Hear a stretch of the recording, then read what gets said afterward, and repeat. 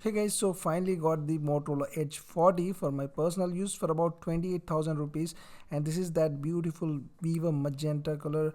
This is open box delivery, but let me do it just for that experience. So here's the phone with that beautiful curved display, and the first thing that I noticed is how lightweight this is. Almost feels as if there is no battery, which is like really ultra lightweight. Anyway, in the box you're also getting the charger, 68-watt fast charging, along with this case, which I seem to kind of like it. It is very minimalistic, but production wise not so good.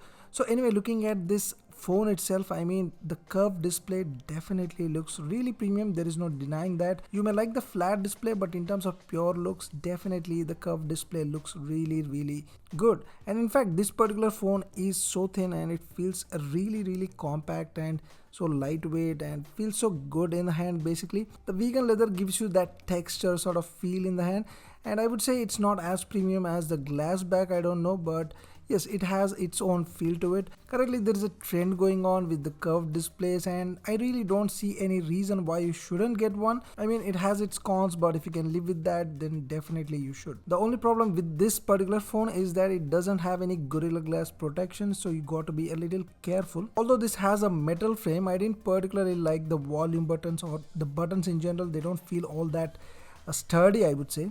Also, if you look at the screen size, it kind of feels like it is a little narrow in terms of width compared to other similar sized phones. Yes, in terms of the height, they all feel pretty much similar, but the width is definitely slightly narrower, at least in terms of feel, I would say. I haven't really measured or anything as such.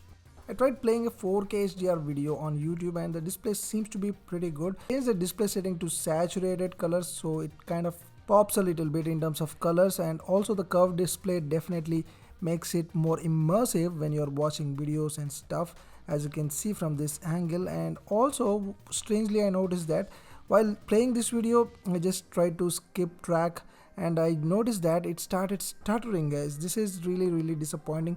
You can see here there is a little bit of stutter going on. Let me add another clip as well, so here you can clearly see that this is kind of disappointing, I would say. It happened like a couple times when I tried particularly skipping here and there. So yes, this phone is somewhat known for heating, so while setting up I checked the temperature and this seems to be in control.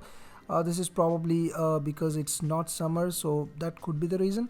Also, the phone felt really snappy all throughout the UI. However, there are micro stutters, I would say.